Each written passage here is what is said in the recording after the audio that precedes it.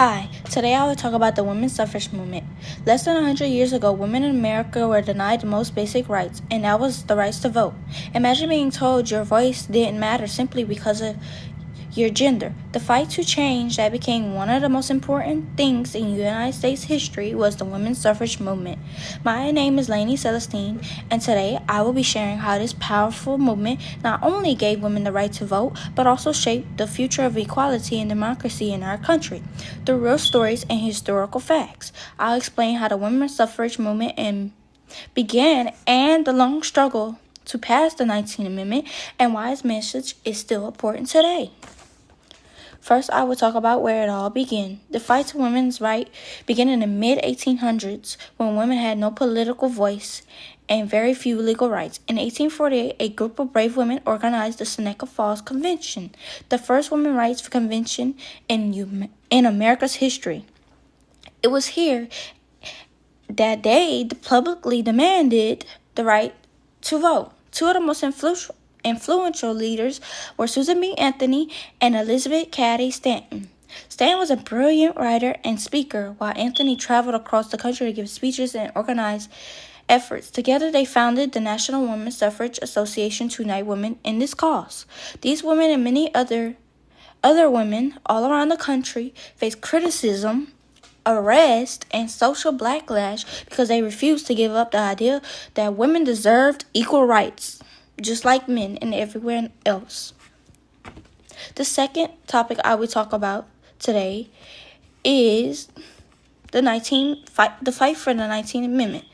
Even when decades of effort, progress was slow, many people believed women did not belong in politics. By the early 1900s, momentum grew stronger. Women organized marches, held protests, and even picked out the White House. Outside the White House. Susan B. Anthony herself was arrested for voting illegally in 1872, proving how far they were willing to go to make a statement that women should have the right to vote. She famously said, "Men, their rights and nothing more. Women, their rights and nothing less."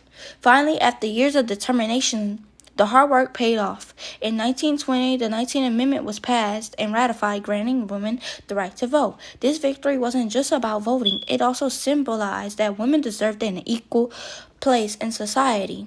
Lastly, I will talk about the lasting impact that it has on us today.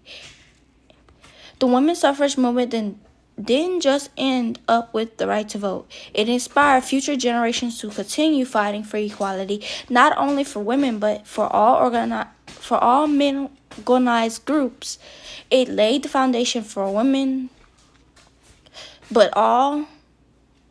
it laid foundation for movements like civil rights and ongoing gender equality efforts.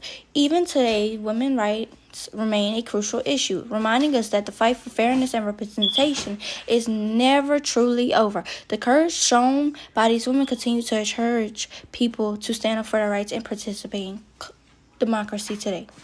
In closing, the women's suffrage movement was more than just a battle for voting rights. It was a turning point in fairness and equality. Today, we look at how the movement began and the struggle to pass the 19th Amendment and its lasting impact that it has on our society today. It is important to remember that the rights we have today were earned through courage and persistence.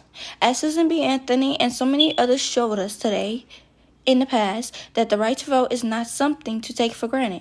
It is a voice that must be used to protect equality and democracy for everyone in the United States.